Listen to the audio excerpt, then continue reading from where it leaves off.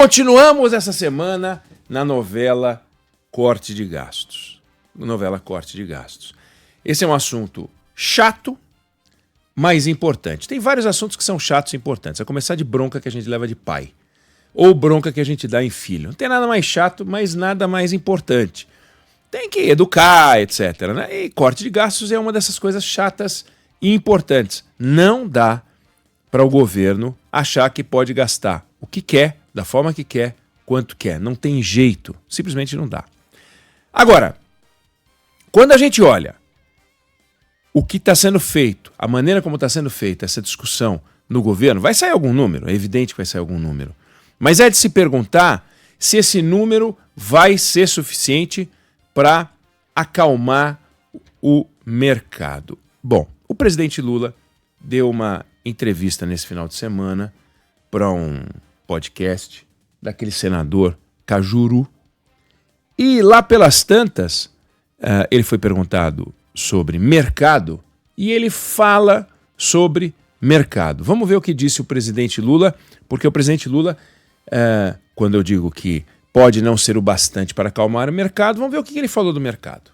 Eu conheço bem o discurso do mercado, a gana especulativa do mercado, e eu às vezes acho que o mercado age com uma certa hipocrisia, sabe, com uma contribuição muito grande da imprensa brasileira para tentar criar confusão na cabeça da sociedade.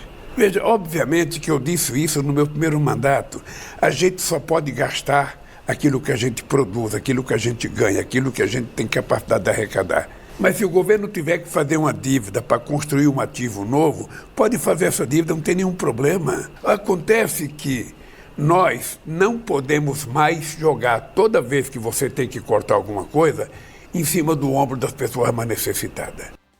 Então, o presidente fez 3 afirmações. A primeira, que o mercado, com o apoio da imprensa, de alguma maneira tenta fazer uma confusão na cabeça da sociedade. A outra é que o governo, se tiver que contrair uma dívida para criar um ativo, tudo bem, um ativo novo, tudo bem. E terceiro, que não se pode colocar o corte no orçamento nas costas de quem mais precisa. Ele falou algo que faz todo sentido, ou seja, o governo não pode realmente ser responsabilizado quando o endividamento tem a ver com a criação de um novo ativo. Agora, qual é o novo ativo que o governo está fazendo? Ele está construindo uma nova Itaipu, está construindo uma nova Belo Monte, está fazendo uma nova Transamazônica, sei lá, está fazendo uma ferrovia. O que o governo está fazendo? Não está fazendo nada. Não existe, não é um novo ativo. O governo está se endividando para pagar juros. O governo está se endividando com despesas correntes. O governo está se endividando para pagar salário. O governo está se endividando para pagar previdência. O governo está se endividando com despesas que não são um ativo. Não importa se o governo chama gastos de educação de investimento. Não importa se alguém disser que chamar uma vaca de galinha. Ela não vai virar galinha. A vaca é vaca, galinha é galinha. Despesa é despesa, investimento é investimento. O governo gasta quase metade de tudo com previdência. Previdência dos militares, previdência do funcionalismo, previdência das pessoas. Não dá. Não há nenhum lugar no mundo que gaste tanto com previdência e mesmo sem gastar tanto com previdência, os países fizeram ajustes fiscais. A Irlanda fez ajuste fiscal, a Islândia, Itália, todo mundo fez ajuste fiscal. No Brasil, a gente tem que fazer ajuste fiscal, porque nós estamos gastando com despesas correntes mais do que é razoável. Não é verdade que estamos criando novos ativos. Então, tudo bem, de fato, o presidente tem razão. Se fosse para criar um novo ativo, uma dívida faz sentido, né? Você vai trocar uma coisa por outra, mas não é o caso. A segunda coisa que o presidente disse é que não se pode colocar nas costas dos necessitados o custo do Estado, o custo dos cortes. E é verdade, não se pode mesmo. E hoje tem que procurar um jeito, e seria muito civilizado fazer isso, de não cortar em cima de quem mais precisa, ou seja, desvinculando o orçamento da educação e da saúde. E é preciso que as pessoas entendam de uma forma clara. Hoje, o governo faz uma despesa com educação que é uma despesa importante. Em porcentagem do PIB, é muito importante comparado a qualquer país do mundo. Se, no entanto, o governo tem um aumento de arrecadação, ele é obrigado a gastar mais com educação, não porque precisa pagar mais aos professores. Ele tem que gastar mais com educação porque arrecadou mais. Entendeu? Não é por necessidade de despesa, é porque entrou mais dinheiro no caixa do governo. Entrou mais dinheiro no caixa do governo, tem que gastar mais com educação. Não faz o menor sentido isso. Tem que gastar mais com educação porque precisa gastar aqui ou ali, independente de entrar ou não entrar. Se não entrar, não gasta. Se entrar, gasta até o necessário. Não pode ter uma relação direta entre o que entra e o que você vai gastar com educação e saúde, porque tem uma vinculação. Imagine você se houvesse uma vinculação do seu salário com o condomínio do apartamento que você ocupa. Você tem um aumento salarial, tem que pagar mais condomínio. Não faz sentido. As despesas condominiais, elas correm por uma lógica própria, como as despesas de educação e de saúde, não pela receita, segundo a receita. Então não faz o menor sentido.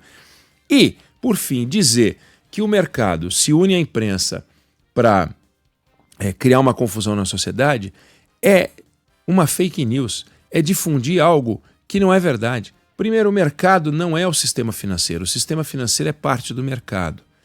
O mercado é uma quantidade enorme de decisões que são tomadas por pessoas que compram um carro ou vendem um carro e querem saber o que vão fazer com o dinheiro, por pessoas que têm uma loja e querem saber se vão abrir a segunda loja, por pessoas que têm um açougue e querem saber se vão comprar mais carne ou menos carne, se vão comprar mais frango ou mais carne de peixe ou mais carne vermelha, por alguém que é um prestador de serviço e quer saber se contrata uma pessoa para ajudá-lo no trabalho ou não contrata uma pessoa para ajudá-lo no trabalho. E também o mercado financeiro. Só que o mercado financeiro, ele não vive do dinheiro dele. Ele pega o dinheiro de uma pessoa, que aplica no banco, e empresta para outra pessoa. Ela só vai emprestar para outra pessoa a uma taxa de juros X se ela confiar que as coisas vão andar. Pega, por exemplo, uma empresa qualquer. Ela resolve lançar um papel no mercado.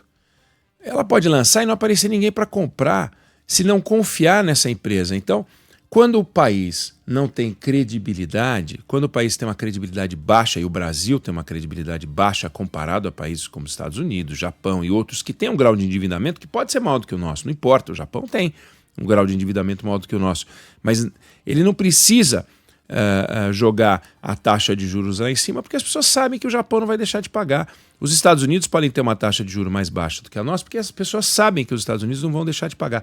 Agora, aqui é um problema.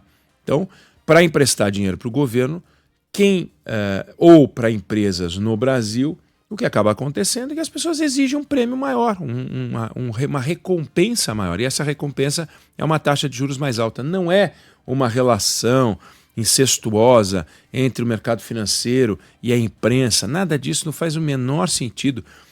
O que acontece é que tudo isso, num ambiente de desajuste, produz inflação.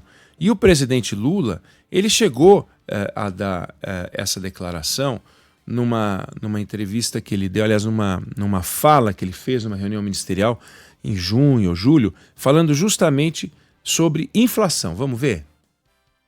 Eu acredito que os nossos números até agora são todos positivos, apesar da perspectiva de uma crise internacional, sabe, que o dólar vem causando no mundo inteiro. A gente se mantém muito equilibrado, sabe? A gente se mantém numa situação boa, o emprego está crescendo, o salário está crescendo, a massa salarial está crescendo, o desemprego está caindo, ou seja, e a inflação está totalmente equilibrada. Esse é um dado muito importante, porque toda vez que alguém fala de inflação, eu fico preocupado, Simone, porque eu aqui talvez tenha sido o único que vivi dentro de uma fábrica, o Marinho também, recebendo salário com a inflação de 80% ao mês. Então eu sei o que é devastador a inflação na vida do trabalhador. A parte da fala dele que não faz sentido é dizer que a inflação está totalmente equilibrada. Não está. Mas é verdade que o presidente Lula conhece como poucos o mundo da inflação. Quando o Lula nasceu, ele nasceu em outubro de 45, 3 dias depois da fundação da ONU, 2 dias antes da deposição de Getúlio Vargas. O Brasil era um país de 45 milhões de habitantes. Naquele ano, a inflação beirou os 15%. Então, o Lula nasceu num ambiente de inflação de quase 15%, em 1945. Quando ele completa 18 anos de idade, a inflação foi de quase 80%. Quando o Lula se casa com a Marisa Letícia, em 74, a inflação era de 27%. E quando ele lidera uma greve no ABC, em 79, a inflação era de 77%. O Lula sai candidato a presidente da República pela primeira vez em 89, com a inflação de quase 1.800%, Fábio. E ele se candidata a segunda vez em 1994 com uma inflação de 2.000%. Dos 79 anos do Lula, a taxa de inflação na vida dele só foi inferior a 5% em 10 anos. Em 5%, que agora está em 4 pontos alguma coisa. Em 10 anos. Durante 69 anos foi acima de 5%. E abaixo de 10% apenas durante 27 anos. Então, durante 52 anos da vida do Lula, a inflação teve acima de 10%, sendo que teve ano com 20, com 30, com 40, com 50, 60, com 100, 200, 400, 800, 900, 1.000 e, como eu falei, 2.000%. Então, ele sabe o que é inflação. Ele deveria ter pânico de inflação. Ele deveria ficar desesperado com a inflação e chegar para o Ministério e falar: eu quero cortar. Eu quero cortar. Mas em vez de falar eu quero cortar, ele fica batendo bumbo com coisa que não faz sentido. Por exemplo, ele falou uma frase nesta entrevista que deu nesse final de semana ao senador Cajuru, falando sobre alguns feitos do governo dele. Vamos colocar, ele falou agora. Esse país se esquece que a gente não tinha Ministério da Cultura, Ministério do Indígena, Ministério da Igualdade Racial e que nós estamos reconstruindo isso porque nós achamos que é necessário que a sociedade brasileira tenha representatividade. O que tem a ver isso com despesa e com inflação? Primeiro, que é uma demagogia. O Ministério dos Povos Indígenas tem um orçamento de 650 milhões de reais. O Ministério da Igualdade Racial tem um orçamento de 180 milhões de reais. E nós estamos falando de despesas de dezenas e dezenas de bilhões de reais que precisam ser cortadas. Ter ou não o Ministério da Igualdade Racial não adicionou nada do ponto de vista de custo, 180 milhões de reais.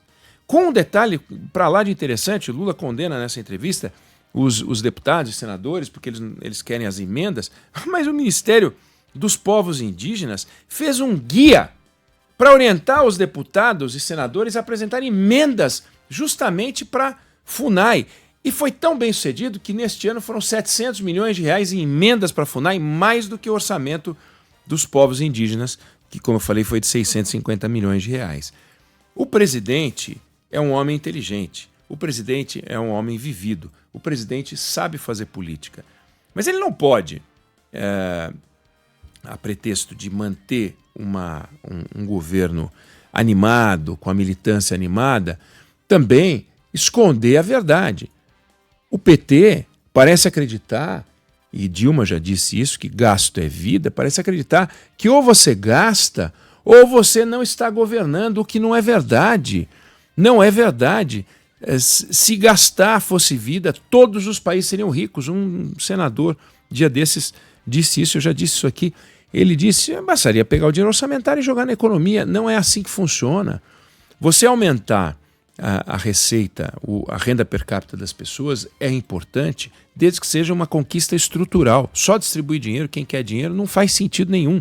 Você tem que aumentar a capacidade produtiva da sociedade, você tem que aumentar a produtividade da sociedade. É tudo muito mais complicado do que a cabeça das Gleisi Hoffmann, dos mercadantes, esse pessoal acredita. Não é simples assim, assina o cheque e pronto. Pô, esse dinheiro saiu de onde? De onde saiu esse dinheiro? Esse dinheiro não tem origem. O dinheiro que tem origem é origem produzido pela riqueza. A produção de riqueza não é algo que que o Estado produz. O Estado não produz riqueza. Então, quando o Estado pega dinheiro e dá para alguém, ele não está produzindo nada. Ele está redirecionando o dinheiro daqui para lá e, no entanto, ele está exagerando a tributação, como no Brasil a gente tem uma tributação assombrosa, e tornando a produção proibitiva. E quando ele torna a produção proibitiva, o que acaba acontecendo é que a economia não cresce o que pode crescer. Então o Brasil já viveu seu momento de tigre, asiático crescendo pra caramba, mas o Brasil só vai voltar a crescer de forma expressiva, e 3% não é uma forma expressiva, se o enfiarem na cabeça, os governantes enfiarem na cabeça que é preciso fazer algo estrutural. Estrutural precisamos rever os gastos obrigatórios. Nenhum país no mundo tem a quantidade de gastos obrigatórios que o Brasil tem. Tudo é obrigatório, sobra muito pouco para poder investir.